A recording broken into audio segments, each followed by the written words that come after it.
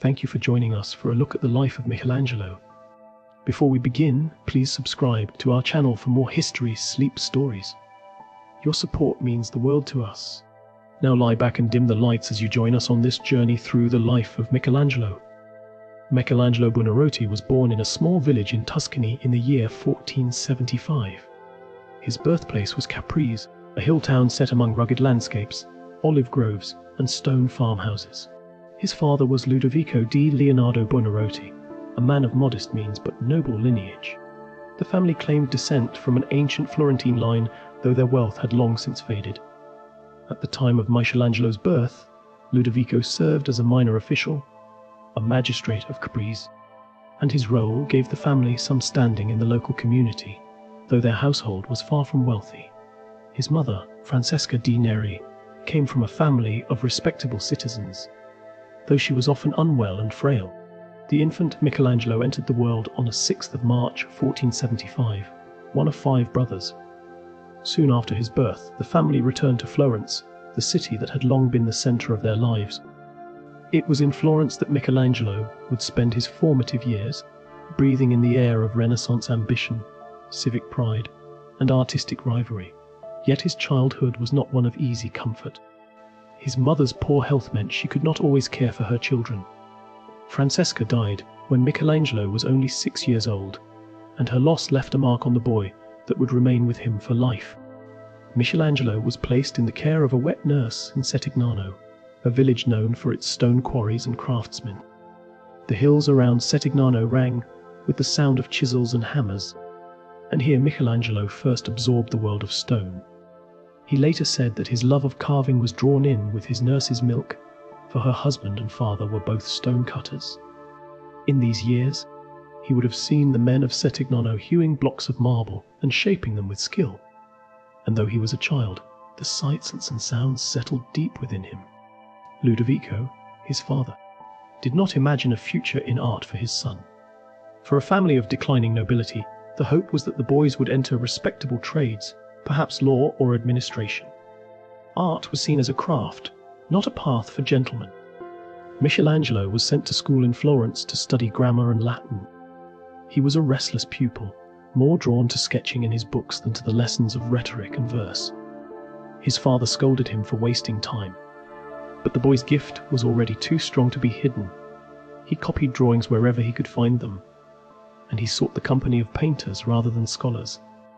At the age of 13, against his father's will, Michelangelo persuaded his family to allow him to apprentice in the workshop of Domenico Ghirlandaio, one of Florence's leading painters.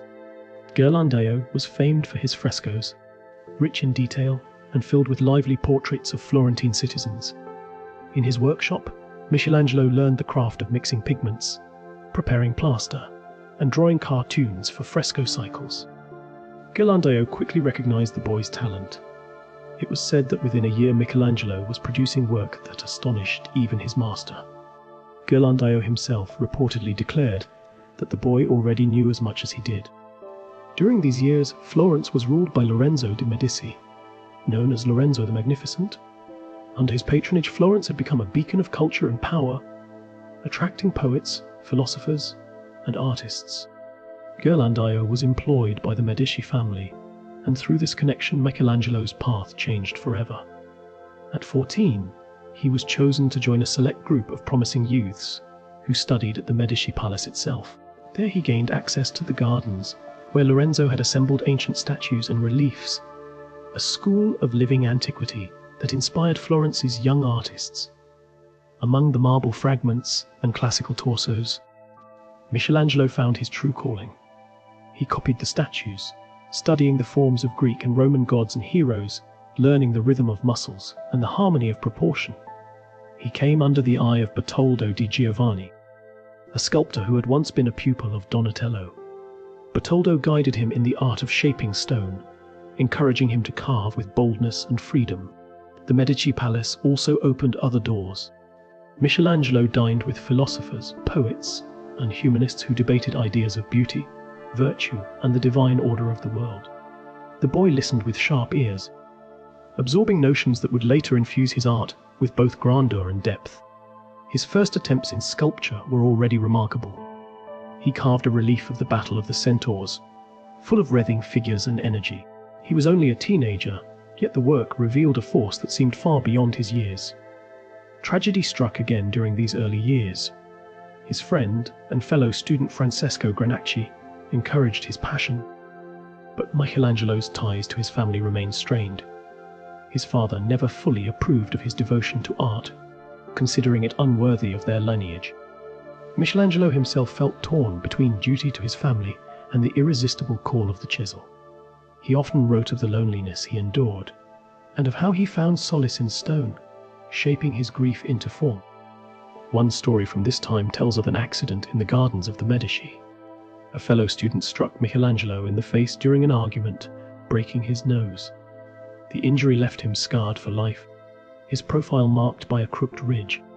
Yet the incident seemed only to harden his resolve, and he carried the scar as a sign of his trials. By the late 1480s, Michelangelo had already begun to stand out among his peers. He worked tirelessly, often through the night, driven by a sense of purpose he could barely explain. He would later say that his hands followed what his mind saw within the stone, as though the figure already lived inside and he merely released it.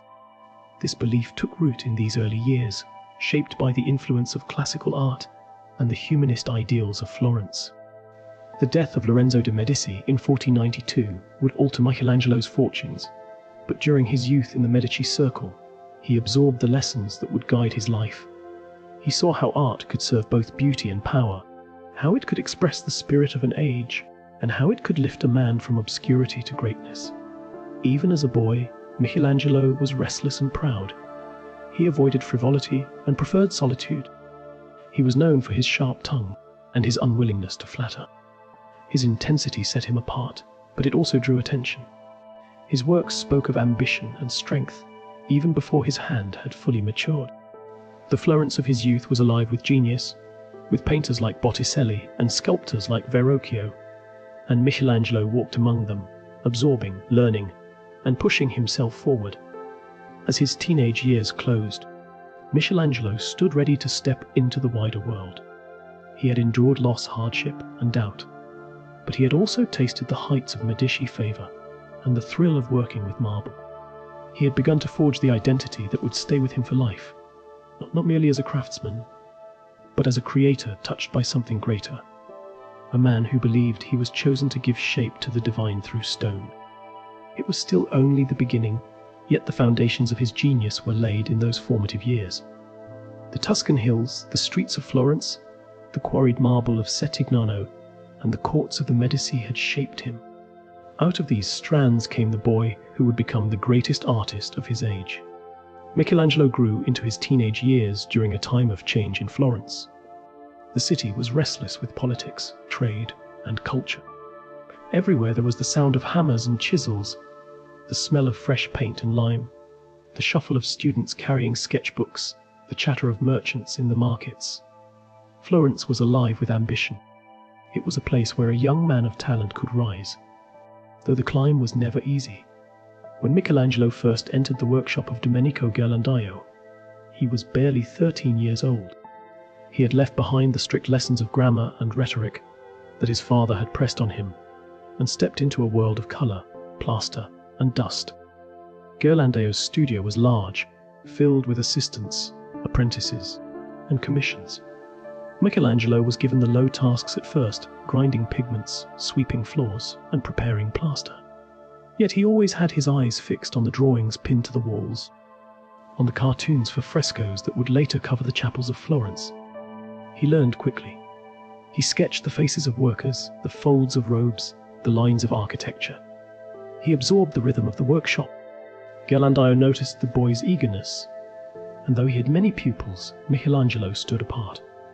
The master gave him more to do, trusting him with the drawing of figures and the painting of minor details. It was rare for an apprentice to move so quickly, but Michelangelo's hand already carried a force and confidence. Despite this, Michelangelo did not remain long in Ghirlandaio's care. His gift drew the notice of Lorenzo de' Medici, who ruled Florence with power and flair. Lorenzo sought out young talent, and he kept a close eye on the city's workshops. He wanted to nurture artists who could bring glory to Florence and to his family's name. It was through Ghirlandaio's connection to the Medici that Michelangelo found himself invited into Lorenzo's circle. For a boy of 15, it was an extraordinary step. In the Medici Palace, Michelangelo entered a different world. The rooms were filled with poets, philosophers, and scholars. The gardens held statues from ancient Rome, fragments of gods and heroes carved centuries before. For the first time, Michelangelo could study marble that had been shaped by the masters of the past. He spent hours copying them, tracing every curve and muscle, every fold of cloth, every tilt of the head. He wanted not only to imitate but to surpass them. He was taken under the wing of Bertoldo di Giovanni, an old sculptor who had once been the pupil of Donatello. Bertoldo guided the boys who came to study in the Medici gardens. He taught them to see in stone, to imagine the living form within. Michelangelo worked with a focus that startled those around him.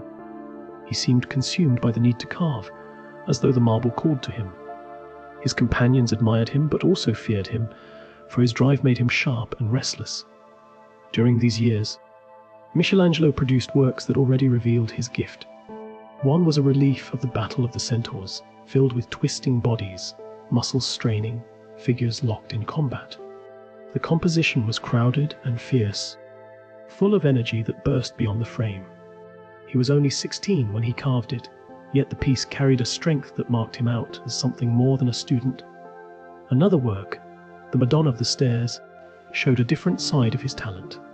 It was calm and tender, with the Virgin seated in profile, her robe falling in delicate folds. The child at her feet shifted as if alive, even in these early pieces. Michelangelo showed that he could combine movement with stillness, passion with restraint. The Medici Circle did more than give him marble. It opened his mind to ideas. He listened to men like Marsilio Ficino, who spoke of Plato, of beauty as a reflection of the divine. He heard poets speak of love as a spark of higher truth. He saw how art was not only craft, but also philosophy, a mirror of the soul. These ideas sank into him. They shaped the way he thought about the human body, not as mere flesh, but as a vessel of spirit. Yet life in the palace was not without hardship. Michelangelo was proud, quick-tempered, and often solitary. He did not enjoy the games of wit that others played. He wanted only to work. His seriousness made him stand apart.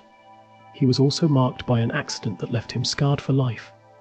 During a quarrel in the gardens, another student struck him hard in the face, breaking his nose.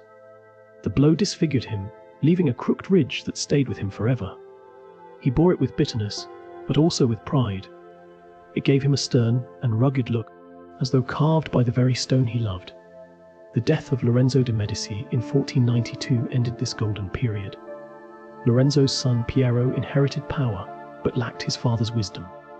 The Medici court began to lose its brilliance. The young artists who had thrived under Lorenzo were left uncertain. Michelangelo, still not yet 20, found his future thrown into doubt. Without the patronage of Lorenzo, he could not rely on the Medici palace for support.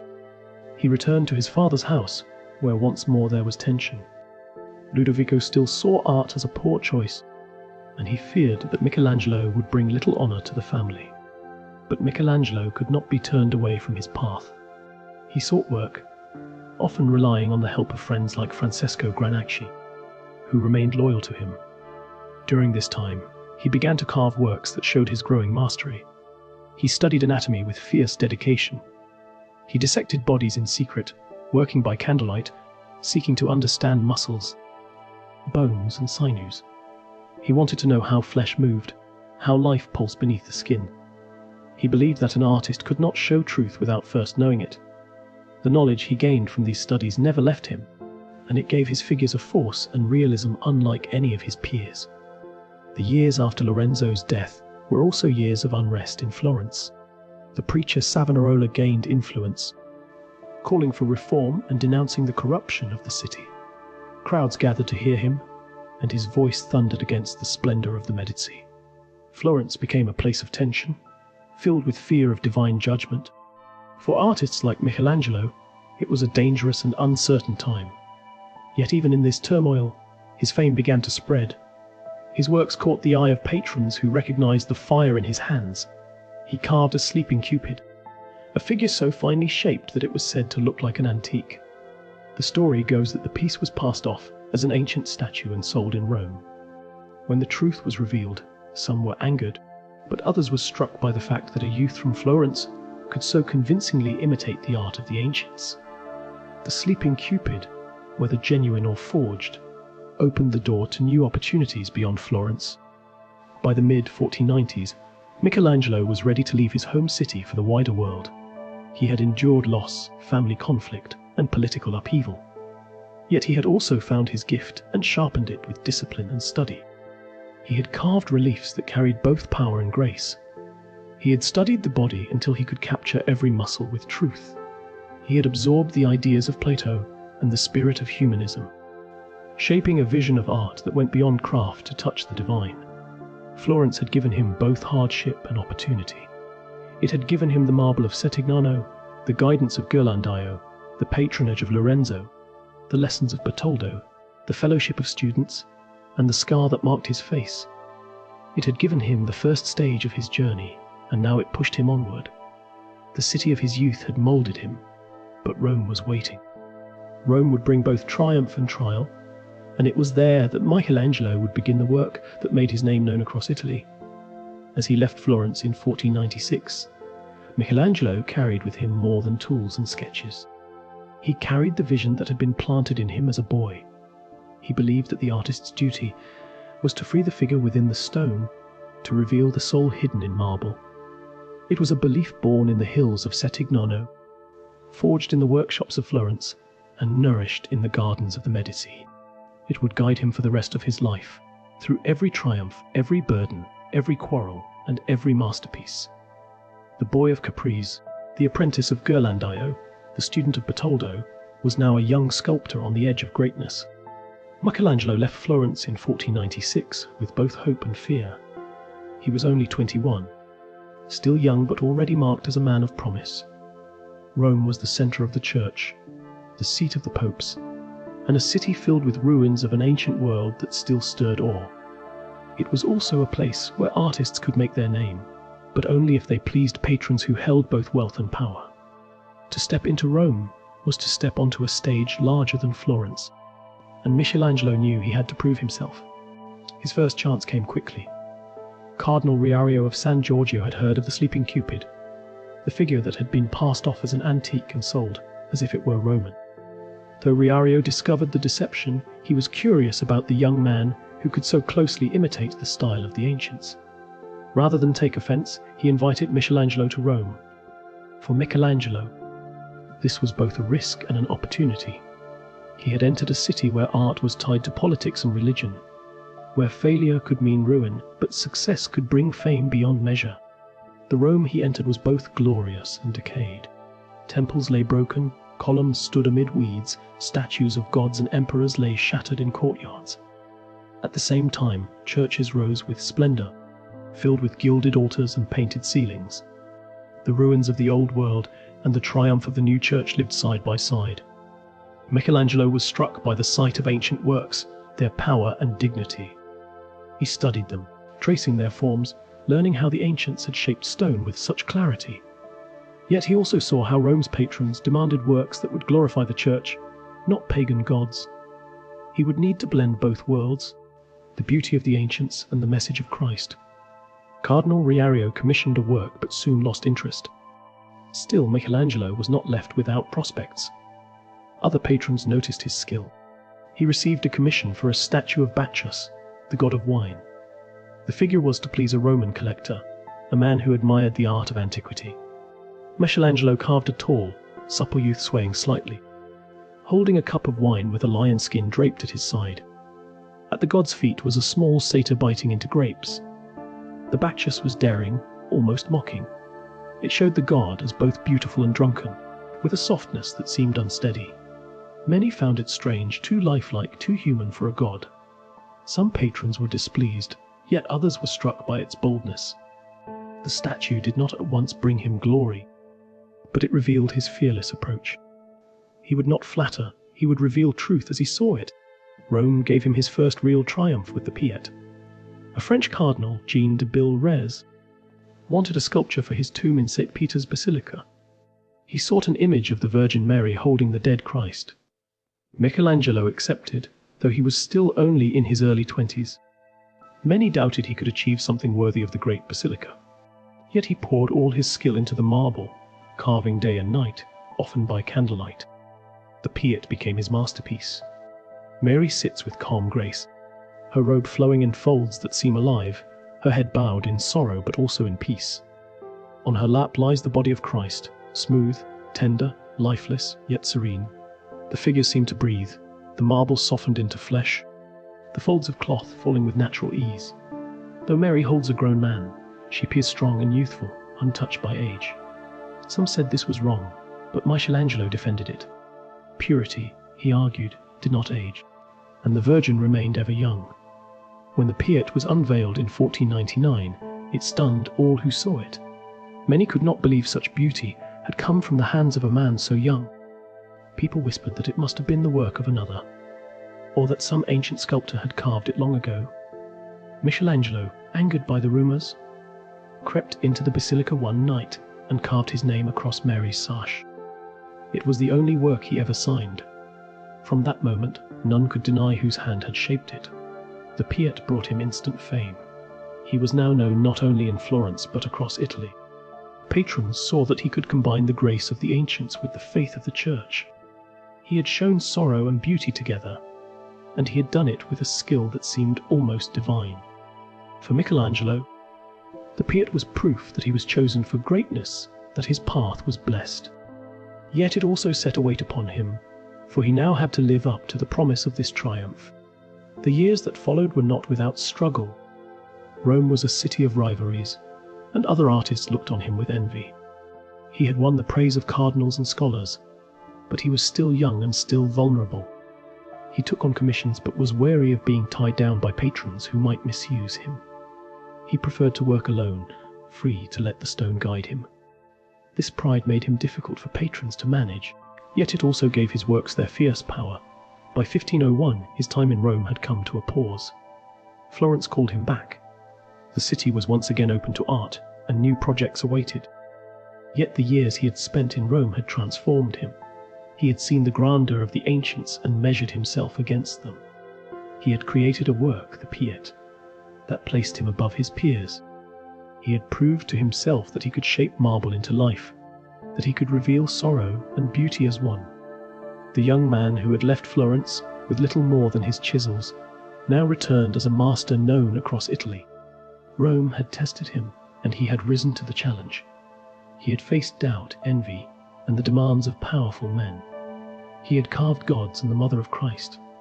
He had placed his name in stone where all could see it. The boy of Florence had become the sculptor of Rome. As he left Rome in 1501, Michelangelo carried with him the lessons of these years. He had learned that beauty was not mere surface, that truth lay in both grace and sorrow. He had learned that marble could bear not only form but spirit. He had learned that an artist must defend his work and his name.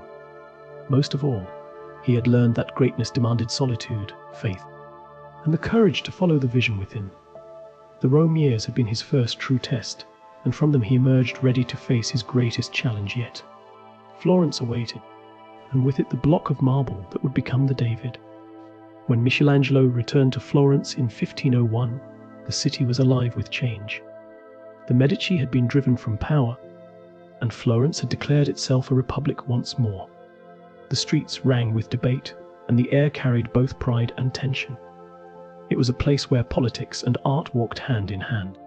The Republic wanted to show its strength through great works, to remind its people and its rivals that Florence still stood as the heart of culture and freedom. For Michelangelo, it was the perfect stage. Soon after his return, the city's leaders turned to him with a challenge that had defeated others. In the yard of the cathedral lay a vast block of marble, more than 5 meters tall, rough and weathered. The stone had been quarried decades earlier and was scarred by failed attempts from past sculptors. Many thought it was ruined, impossible to shape. Yet Florence still dreamed of turning it into a figure for the cathedral, a giant to stand as a guardian. They placed the task in Michelangelo's hands. He was 26, full of confidence, yet he knew that the weight of expectation was heavy. This block was called the Giant, and it was to be his trial. He studied the marble with care. Others had seen only its flaws, but he saw the figure hidden within. He believed that the statue already lived in the stone, and that his duty was to release it. He set up a workshop around the block and began his work.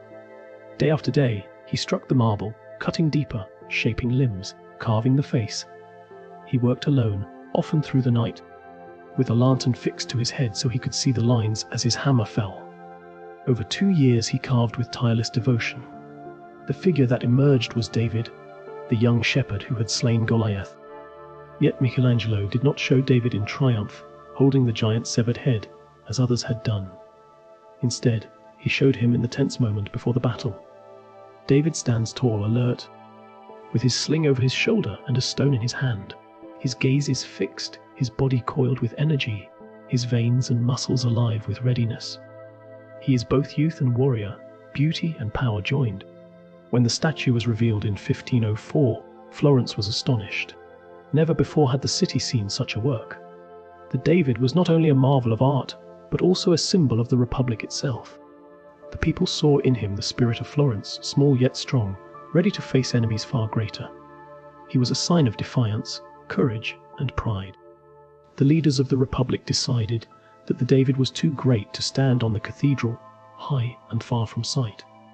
Instead, they placed him in the Piazza della Signoria, before the seat of government, where all could see him. The move itself was an event. The statue weighed more than 6 tons, and men labored for days to drag it through the streets. Crowds gathered to watch as the giant figure was hauled to its new place. When it was set up, it became the heart of Florence, both an artwork and a political emblem. It was said that people stood in awe, not only of its size but of its life, for the figure seemed ready to step forward and act. The David confirmed Michelangelo as the greatest sculptor of his time. His rivals looked on with envy, including Leonardo da Vinci, who was then working in Florence. Leonardo was already famed as a painter and thinker, but even he had to acknowledge the force of Michelangelo's work. The two men did not hide their dislike for one another, and their rivalry would burn for years. Yet, in this moment, Michelangelo had seized the glory. He was asked to take part in other works for the city. Alongside Leonardo, he was commissioned to paint a vast mural for the council chamber of Florence. Michelangelo's subject was the Battle of Cascina, a scene of Florentine soldiers caught bathing when suddenly called to arms. He prepared drawings and cartoons filled with twisting, muscular bodies, each figure alive with movement. Though he never completed the painting, the sketches alone spread his fame. Artists flocked to see them, marveling at his ability to show the human body in motion. Even unfinished, the project added to his legend. These years in Florence were both fruitful and tense. The city was filled with debate over its future, with factions arguing about freedom, religion, and power. Michelangelo kept apart from politics, yet his works were drawn into them. The David stood as a banner of the Republic, and his name was tied to its cause. Some praised him as the voice of the people, others feared that his pride made him dangerous. He lived simply, often alone, giving himself wholly to his work. He cared little for clothes, food, or wealth. He was known to sleep in his boots, to eat without thought, to labor until his hands bled. His friends admired his devotion, but they also worried for him. He had little joy outside of his art, and his sharp tongue often made enemies. Yet none could deny the greatness that poured from his hands. In these years, he also grew as a thinker. He wrote poetry, though he shared little of it. His verses spoke of love, beauty, and the soul shaped by the ideas of Plato that he had absorbed in his youth. He believed that true beauty was a reflection of the divine, that the body was a vessel of spirit. These thoughts lay beneath his art, giving it depth beyond the surface. When he carved David, he was not only shaping a hero, but also giving form to an ideal of human strength touched by God. By 1504, Michelangelo stood at the height of fame in Florence. He had taken a ruined block of stone and turned it into a figure that embodied the spirit of his city. He had rivaled Leonardo, the other great genius of the age, and held his own. He had shown that marble could carry both grace and power, both beauty and meaning. The boy who had once struggled for his father's approval was now the pride of Florence. Yet with fame came new demands. Patrons sought him for great works, and the Pope himself would soon call him to Rome once more. The years in Florence had given him triumph, but they had also set the stage for his greatest trial yet. The David stood as proof of his genius, but ahead lay a task that would test him more than any block of marble. The ceiling of the Sistine Chapel awaited. As the sun set on his years with the Republic, Michelangelo could look upon the Piazza della Signoria and see his David standing tall against the sky. It was more than stone. It was his name, his spirit, his Florence. It was a promise of what was yet to come. Michelangelo's triumph in Florence with the David made him the most sought-after artist in Italy. Word of his genius spread beyond the city, and soon the call came from Rome. Pope Julius Caesar had risen to power and wished to leave a mark that would surpass all who came before him. He was known as the warrior pope, fierce and ambitious, a man who dreamed of monuments as mighty as his armies. In 1505 he summoned Michelangelo to design his tomb, a vast project that would hold statues beyond count. The sculptor rushed to Rome, filled with hope. He dreamed of carving a monument that would outlive all others. Yet this dream soon turned bitter. Julius was impatient, quick to anger, and ever shifting in his plans. He gave Michelangelo funds to buy marble from Carrara, and the sculptor spent months choosing blocks and preparing the work. But when he returned to Rome, he found himself pushed aside. The Pope turned his attention to rebuilding St. Peter's Basilica, and the tomb was left abandoned. Michelangelo felt insulted, betrayed after such effort. He left Rome in anger, writing bitter letters, and even threatened never to return. Yet Julius was not a man to be denied. The Pope summoned him again, this time with a different task, one that would change Michelangelo's life and the course of art. The Sistine Chapel already stood in the Vatican, its walls painted by masters like Botticelli and Perugino. Julius wanted the ceiling redecorated, and he chose Michelangelo for the task. Yet Michelangelo was not a painter by choice. He thought of himself as a sculptor, a man of stone, not of plaster. He begged to be excused, even suggesting others more suited to the work. But Julius insisted, and Michelangelo could not refuse the Pope's command. Reluctantly, he agreed, though his heart was filled with doubt. The project began in 1508. The ceiling was vast, more than 1,000 square meters, curved with arches and filled with cracks. Michelangelo had to build scaffolding high above the floor, a wooden structure that stretched across the chapel. He designed it so that he could lie on his back to paint, though this brought him great strain. He worked in solitude, dismissing assistants he found unskilled. For years he painted almost alone, climbing each morning to the heights, mixing pigments, and pressing colour into wet plaster before it dried. At first the plan was simple, a pattern of apostles and decoration. But as Michelangelo worked, his vision grew. He filled the ceiling with scenes from the book of Genesis, from the creation of the world to the story of Noah. He placed prophets and sibyls along the sides, grand figures who foretold the coming of Christ. He filled the spaces with ancestors, children, and figures from Scripture. The simple design became a universe, a vision of man and God in a grand sweep of history. The labor was brutal. The plaster dripped into his eyes, his neck ached, his arms grew stiff. He wrote verses in which he spoke of his body twisted and bent, his beard pointing upward, his face stained with paint. He lived like a prisoner on the scaffolding, shut away from the world, driven by the need to complete the task. Yet his brush carried the same power as his chisel. The figures he painted were sculpted in color, their muscles alive, their bodies filled with energy. The most famous of all was the creation of Adam. In this scene, God stretches out his hand to touch the hand of man. Their fingers almost meet, a spark of life passing between them. The image captured not only the birth of Adam, but the bond between the divine and human. It became one of the most recognized images in all of history. Michelangelo did not work without conflict. He quarreled with Julius, whose temper often clashed with his own. There are tales of the Pope striking him in anger, of Michelangelo storming away in fury. Yet he always returned, drawn back by the work itself. The Pope wanted speed, but Michelangelo demanded perfection. He scraped away whole sections to begin again, unwilling to leave anything less than his best. By 1512, after 4 years of toil, the ceiling was unveiled. The people of Rome crowded into the chapel, craning their necks to see. They were stunned by the sight above them, a vision that seemed to open the heavens. The prophets loomed with solemn power, the sibyls sat in majesty, the ancestors moved in quiet grace. The scenes of Genesis unfolded across the vault, from the separation of light and dark to the drunkenness of Noah. At the center, the creation of Adam shone with unmatched force. The ceiling changed the course of art. Never before had painting carried such grandeur, such scale, such sculptural form. Michelangelo had turned plaster into marble, brush into chisel. He had shown the human body as the vessel of divine spirit, powerful and beautiful, flawed yet touched by God. Artists from across Europe came to see it, and none were left untouched. For Michelangelo, the triumph was mixed with weariness. He had never wanted the task, and the years of strain had broken his body. Yet the work stood as proof that he was not only the greatest sculptor, but also the greatest painter of his age. His fame now reached heights beyond any rival.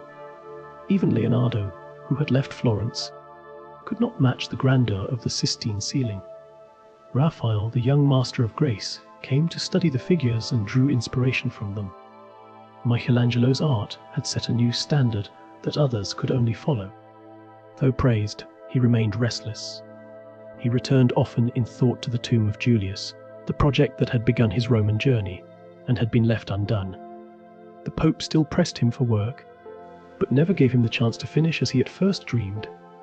The tomb haunted him for decades, a reminder of promises broken and ambition thwarted. Still, the Sistine Chapel ceiling became his greatest glory. It was a work that joined faith and art, power and beauty, earth and heaven. It stood as a vision of the human condition, the struggle of man under God's gaze. And though Michelangelo had begun it with doubt, he ended it as his crowning triumph. When Julius Caesar died in 1513, the ceiling was already spoken of as a wonder of the world. Michelangelo had carved his name not in stone this time, but across the vault of the Vatican, where it would endure for centuries. The years of the ceiling had changed him. He had faced his greatest fear, that of painting, and he had mastered it. He had endured quarrels, loneliness, and pain, and he had created a vision that surpassed all. Yet he was not a man to rest. Ahead lay new tasks, new battles with patrons, new works that would test his hand and his spirit. But for all that was to come, the ceiling of the Sistine Chapel remained the measure of his genius, the moment when he touched the divine with brush as with chisel. When Pope Julius Caesar died in 1513, Michelangelo might have hoped for peace, yet instead he found himself tied once more to the ghost of the man who had ruled him. The tomb that had been promised so many years before was still unfinished, and the new Pope Leo X, son of Lorenzo di Medici, pressed him to continue. What had once been planned as a vast monument filled with statues was now cut down in scale, reshaped again and again by shifting demands. Michelangelo poured his labor into it, yet never escaped its weight. The tomb became his burden, stretching across decades, a project that haunted him more than it fulfilled him. He carved figures for it that stand among his greatest works. The most famous was the statue of Moses, a giant figure with flowing beard, tablets in his arms, and horns upon his head, drawn from a mistranslation of scripture. Moses sits as though about to rise, his muscles coiled with energy, his eyes burning with divine fire. He became one of the most powerful figures Michelangelo ever shaped, so alive that legends grew that the sculptor struck the knee with his hammer and demanded it to speak. Around Moses he carved figures of slaves and prisoners, bodies twisting in struggle as though straining against bonds unseen. They seemed to echo Michelangelo's own torment, trapped in endless service to the tomb of Julius. While he labored on the tomb, Florence called him back for new commissions. The Medici family had returned to power, and though Michelangelo had once known their kindness under Lorenzo the Magnificent, he now faced them as masters demanding his skill. Pope Leo X and later Clement VI, both Medici, ordered him to design chapels and tombs for their kin. In 1520 he began work on the Medici Chapel in the Church of San Lorenzo, a place meant to honor Giuliano and Lorenzo, Dukes of Florence. The chapel became another of his great works, filled with figures that seemed to embody the passage of time itself. On the tombs he carved statues of day and night, dawn and dusk, reclining upon the sarcophagi. Each was a study of the human form in states of power, rest, waking, and decline. Night, with her eyes closed and body curved, seemed to breathe in sleep. Day, with tense muscles and turning head, held strength as if ready to rise. These figures were not simple decoration, but symbols of the cycle of life, bound to the fate of the dead within. They became some of his most admired works, though he never fully finished the chapel as planned. At the same time he designed the Laurentian Library, a building meant to hold the vast collection of Medici books. Here Michelangelo turned his mind to architecture, shaping staircases, columns, and walls with bold invention. The staircase spilled into the room like a cascade of stone, twisting and flowing in ways that startled those who saw it. The library showed that he was not only master of marble, but also of space itself, able to bend architecture into new forms that seemed alive. Yet even as he created, Florence itself was shaken by strife. In 1527 the Medici were driven out once more, and the Republic declared again. Michelangelo sided with the people, helping to design fortifications for the defense of the city.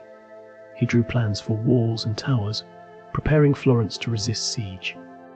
But when the Medici returned in triumph, Michelangelo found himself in danger. His support of the Republic might have cost him his life. Only the memory of his genius and the need for his skill saved him. The Medici forgave, though not without caution, and once again he was pressed into their service. Through these years his fame grew, but so too did his quarrels. He was known for his sharp words, his pride, and his refusal to bow to any but God. He clashed with patrons who demanded changes or rushed him to finish.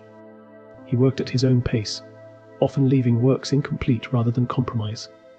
He believed that true art could not be forced, that the figure must reveal itself in its own time. This stubbornness made him both admired and feared. Rivalry also coloured his life. With Leonardo da Vinci he shared a bitter disdain. Leonardo had left Florence for Rome, yet the names were always compared. Leonardo carried grace, science, and invention, while Michelangelo carried power, force, and faith. Their differences became legend, though they rarely faced each other directly. With Raphael, younger and beloved by the popes, Michelangelo found a rival who charmed where he himself only strained. Raphael was given great frescoes in the Vatican, while Michelangelo sweated on scaffolds. He resented the favour shown to the younger man, though Raphael himself admired Michelangelo and learned from his figures. Their rivalry was more of spirit than of open war, yet it burned in Michelangelo's heart. In these decades he continued to write poetry, pouring into verse the thoughts that haunted him. He spoke of beauty as a path to God, of love that could lift the soul, of time that consumed all things. His words revealed a man torn between flesh and spirit, between the desire of the body and the purity of faith. His friendships were deep and intense, often with young men he admired, their beauty stirring both affection and conflict within him. He wrote to them with passion, yet always returned to the belief that true love was that which lifted the mind to the divine. His works in these years showed the same struggle. The figures of the Medici chapel twisted as though restless, caught between sleep and wake, life and death. The slaves he carved for the tomb of Julius strained against bonds, their bodies caught in struggle without end. Even in stone he revealed his own torment, a spirit never at rest, always striving, never satisfied. The years from 1513 to 1534 were years of both greatness and burden.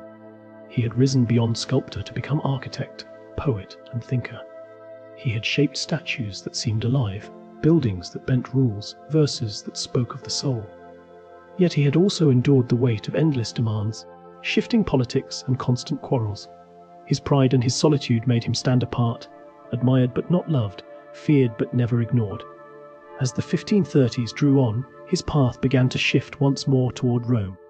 The Medici held Florence, but Michelangelo found himself restless under their power. He longed for freedom to shape works without chains of politics.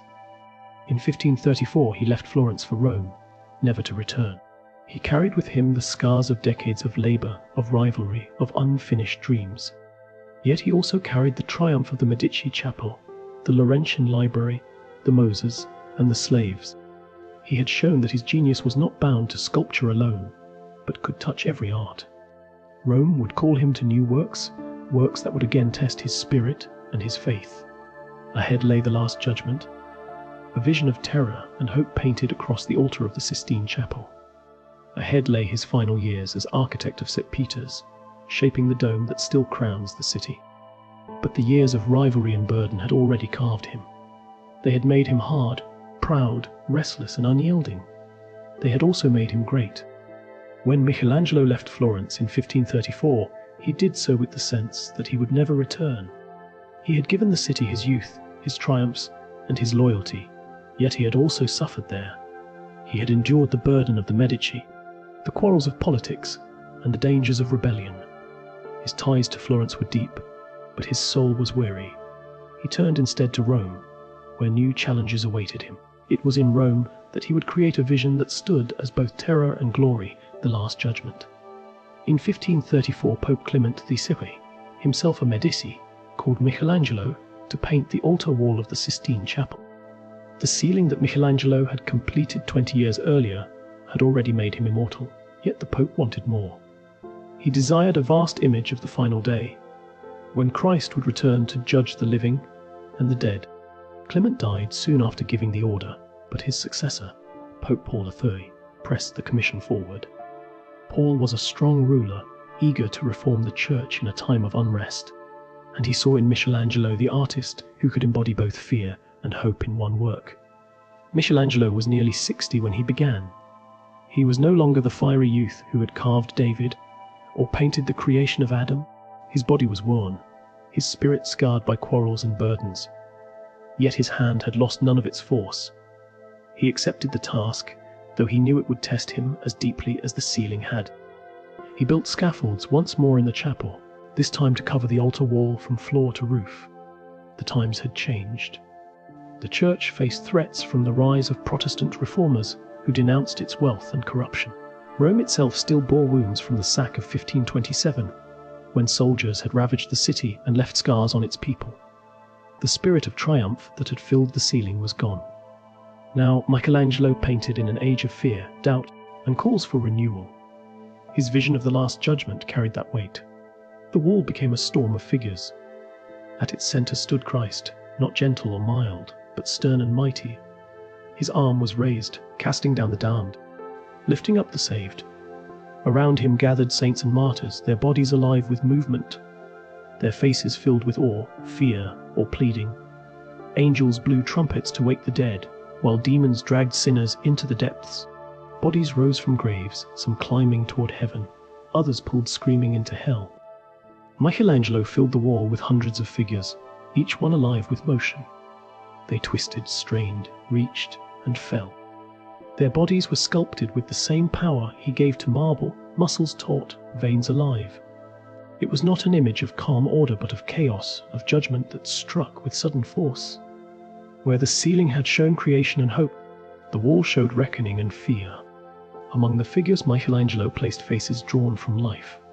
Some saw in them the features of men he had known, even his enemies.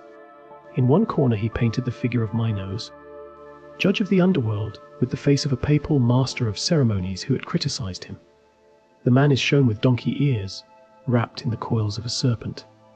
The insult was plain, and though the victim complained to the Pope, Paul is said to have laughed, declaring that his jurisdiction did not extend to hell. The work took years, from 1536 to 1541. During that time, Michelangelo lived in solitude, climbing the scaffolds each day, laboring over the vast wall. He was haunted by doubts, for he was painting not only for men but for God. He poured into the fresco his own fear of sin, his longing for grace, his struggle with flesh and spirit. Many have seen in the Last Judgment a mirror of Michelangelo's own soul, restless and torn between hope and despair. When at last it was unveiled, the world was shaken. Crowds filled the chapel, craning their necks, struck with awe and dread. Some praised it as a vision of divine power, a warning to all mankind. Others were shocked by its boldness. The figures were naked. Their bodies shone without shame, even in scenes of damnation. For Michelangelo, the human body was always the vessel of truth, whether in glory or in fall. Yet many saw scandal in such display within the holy chapel. The debate grew in years that followed. Some churchmen called for the work to be destroyed or covered. They said the nudity was indecent, that such flesh had no place in the house of God. Others defended it as the highest art, the joining of human beauty with divine truth. At last compromises were made, and later artists painted draperies over the figures, though Michelangelo himself resisted such changes. For him the Last Judgment was not indecent. It was the truth of man laid bare before God, without veil or mask. He had shown the soul in the body, the terror of sin, the hope of grace. He had painted not for flattery or pleasure, but for the reckoning of eternity. The controversy did not dim the power of the fresco. It became one of the greatest works in history, a vision that stirred both fear and wonder in all who saw it. The work also marked a change in Michelangelo's spirit. The youth who once sang of beauty and the body now turned more deeply toward faith. He grew more austere, more withdrawn from the world. He wrote verses that spoke of the vanity of earthly glory, of the need to turn to God. He saw in his art not only beauty but burden, a task given by heaven, a duty to reveal truth through his hands. The Last Judgment was both triumph and confession. It revealed his mastery of form, his unmatched power to fill space with life. But it also revealed his inner struggle, his fear of damnation, his longing for salvation. In Christ's stern figure some saw the reflection of Michelangelo's own severity, judging himself as harshly as he judged others. In the damned who twist in terror some saw his own doubts, his own guilt. In the saved who rise toward heaven they saw his hope, fragile yet real. By the time the fresco was complete in 1541, Michelangelo stood as the towering figure of his age. Raphael was gone, Leonardo was gone, and he alone remained, a giant whose works filled both Florence and Rome. Yet he was not a man at peace. He carried within him the scars of years, the quarrels with popes, the burden of endless labor, the torment of his soul. His art gave him greatness, but it also gave him no rest. Still, the Last Judgment secured his place beyond question. It stood beside the ceiling as one of the supreme achievements of art, unmatched in scale and force. Visitors came from across Europe to see it, to tremble before its power, to marvel at the hand that had made it. It was said that even those who doubted his skill in painting could no longer speak against him. He had shown that his genius could not be bound to one art, for he mastered all. The years that followed would see him turn more to architecture, to the great task of shaping St. Peter's itself. But the Last Judgment remained his vision of man before God, a vision that no other could have made. It was both his confession and his warning, his triumph and his burden. It was the voice of a man who had seen glory and sorrow, and who now painted eternity itself. As Michelangelo entered his 70s, his life turned more toward faith and reflection. He had already carved David, painted the ceiling of the Sistine Chapel, and filled Rome with visions of power and fear. He was known across Europe as the greatest artist of his time. Yet his last years would be spent not only in sculpture and painting, but also in architecture. Above all, he was called to shape the great church of St. Peter's, the heart of Christendom, and the work that would crown his life. The Basilica of St. Peter's had been begun long before, when Pope Julius Caesar ordered a new church to replace the old shrine. Architects came and went, each changing the plan, yet the building stood half complete, a vast shell of stone and scaffolding. In 1546, Pope Paul III placed Michelangelo in charge. He was 71 years old, his body weary but his spirit still fierce. Many doubted he could manage such a task, for he had never been trained as an architect in the strict sense. Yet Michelangelo had always shaped space with the mind of a builder. He accepted, though he took no pay, saying he worked only for the glory of God. He studied the plans left by those before him. Bramante had dreamed of a vast Greek cross with a central dome, a structure of balance and grandeur. Others had altered the design, adding corridors, chapels, and flourishes. Michelangelo stripped it back to clarity. He returned to Bramante's vision, but gave it strength and simplicity. He thickened the walls, tightened the plan, and set his mind on the dome that would crown it. The dome became his greatest challenge. He wished it to rise above the city like a mountain of stone, a symbol of heaven itself. He studied the Dome of Florence, built by Brunelleschi, which he had known since youth. he sought to surpass it. His design gave the dome soaring curves and ribs of power, resting upon massive piers that could bear the weight of eternity. He drew models, tested forms, and oversaw masons as they laid stone upon stone. He knew he might not live to see it complete, but he shaped its plan so that others could not alter it without betraying his vision. Michelangelo did not work only on St. Peter's. In these years he also created the Sistine Chapel frescoes, scenes of the crucifixion of Peter and the conversion of Paul. These works were darker, heavier than the ceiling or the Last Judgment. The colors were somber, the figures filled with strain. They showed his spirit turn towards suffering and redemption, reflecting his deepening faith. He also carved late sculptures, though many were left unfinished. Among them was the Piet Rondinini, a tender, broken vision of Mary holding Christ.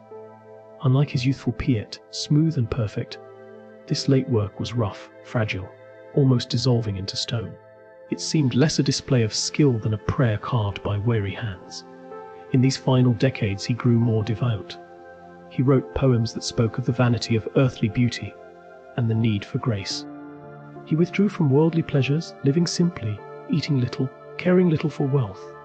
He gave money to charity, supported his family from afar, and spent his time in labor and prayer. His friends saw in him both sternness and tenderness, a man hard to please yet full of feeling. He formed close bonds with a few, most deeply with Vittoria Colonna, a noble widow known for her piety.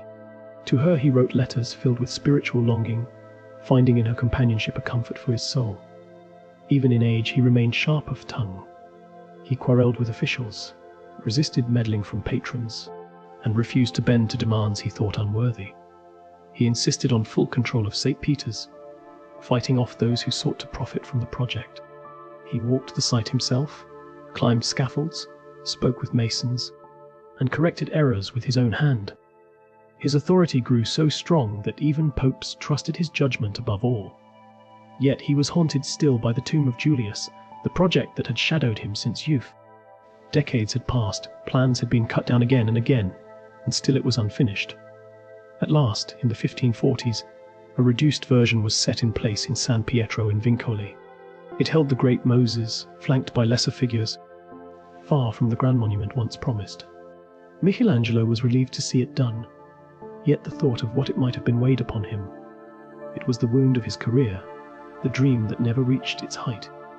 As the years passed, his health declined, yet his will did not. He continued to labor on St. Peter's, shaping models and guiding the work.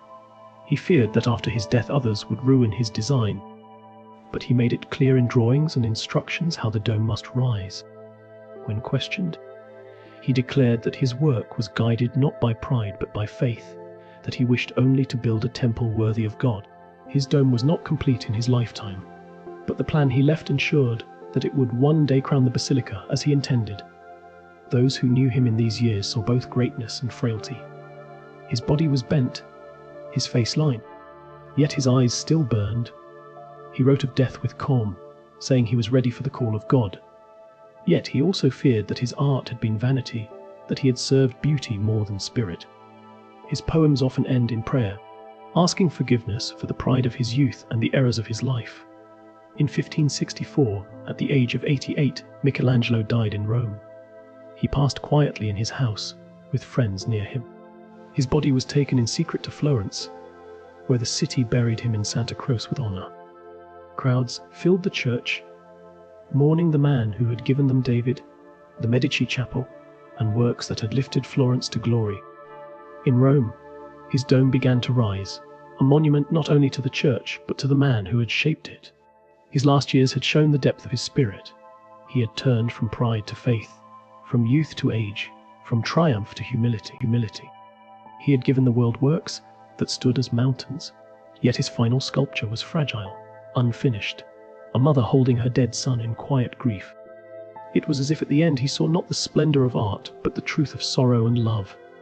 The architect of St. Peter's, the painter of the Sistine, the sculptor of David and Moses, the poet of longing and faith, Michelangelo closed his life with a legacy that could never be matched. His dome rose above Rome as his name rose above time, a sign of both human genius and divine gift.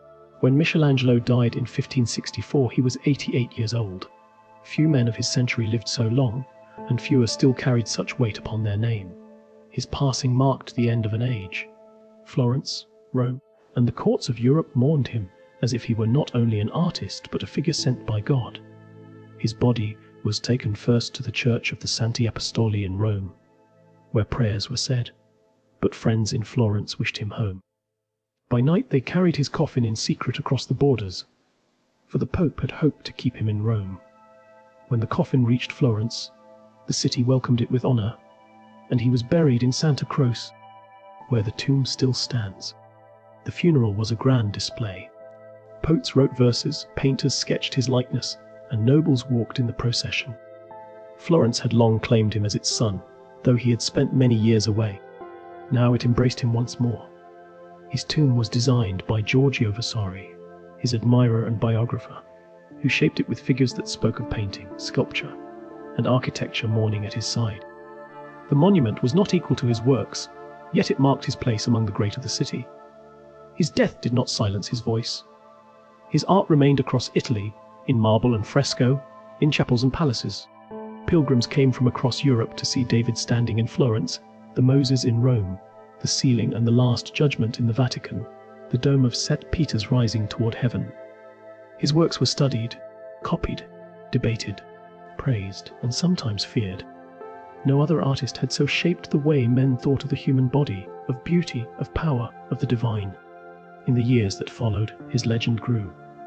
Vasari wrote his lives of the artists, placing Michelangelo above all others, as the man who had completed what Giotto began and what Leonardo and Raphael advanced. To Vasari, Michelangelo was the summit of art, the divine artist who joined skill with spirit. Others echoed this view, calling him Il Divino, the Divine One, a title that clung to his name. He became a myth as much as a man. Yet his legacy was complex. His unfinished works, such as the Slaves and the Late Piet, revealed not triumph but struggle, figures trapped in stone, visions left incomplete. Some saw in them a truth deeper than perfection, the mark of an artist always striving, never content. They became symbols of the human condition, caught between form and formlessness, between hope and failure. His writings too began to spread.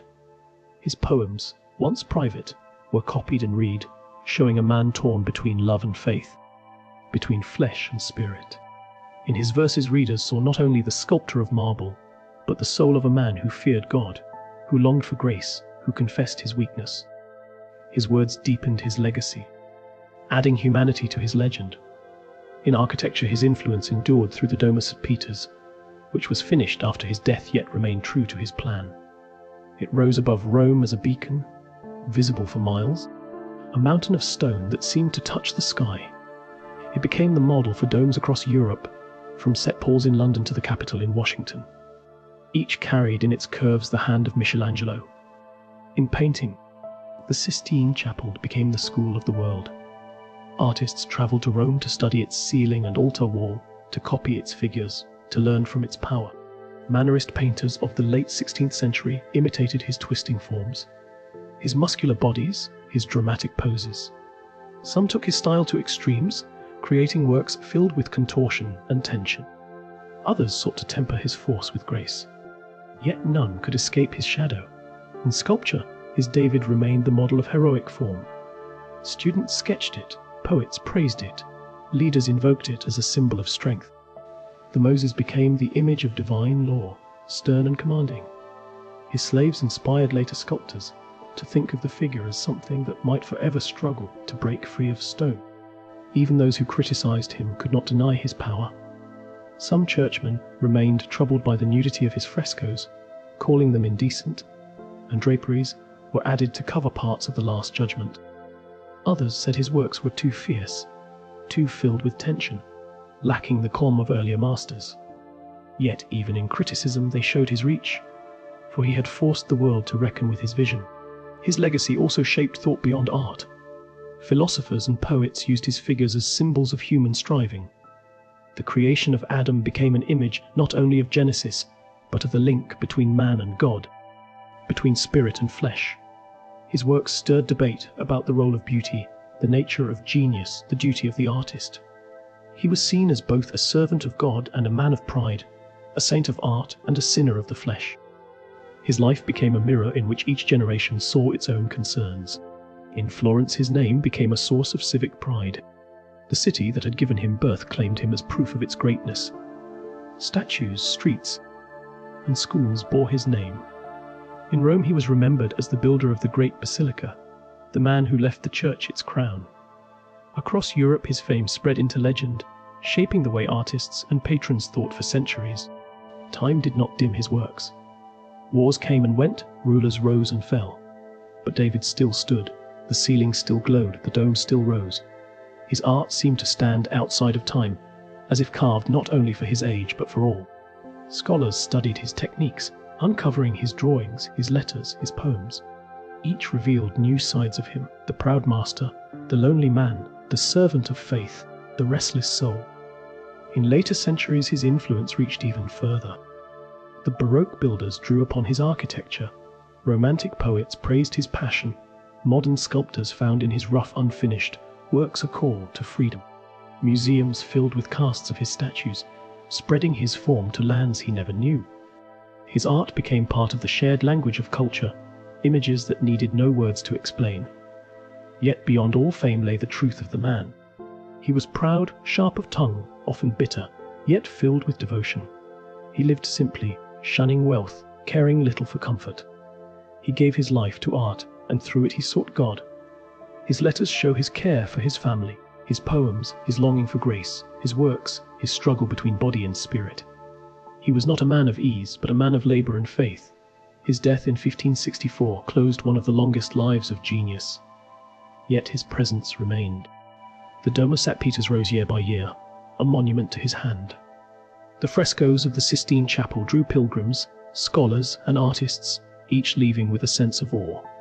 The statues of David and Moses stood as guardians, watching over Florence and Rome. His influence did not fade with his body, but grew with each generation.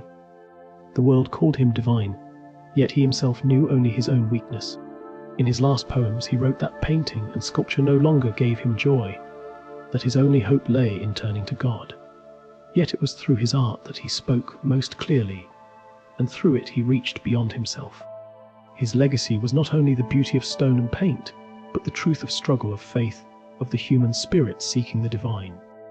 Michelangelo Buonarroti, son of Caprese, apprentice of Florence, master of Rome, left the world works that still stand as mountains.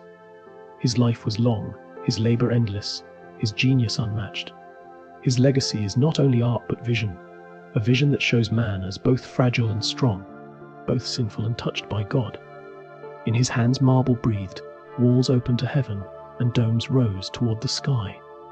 In his death as in his life, he stood as the measure of what one soul could give to the world.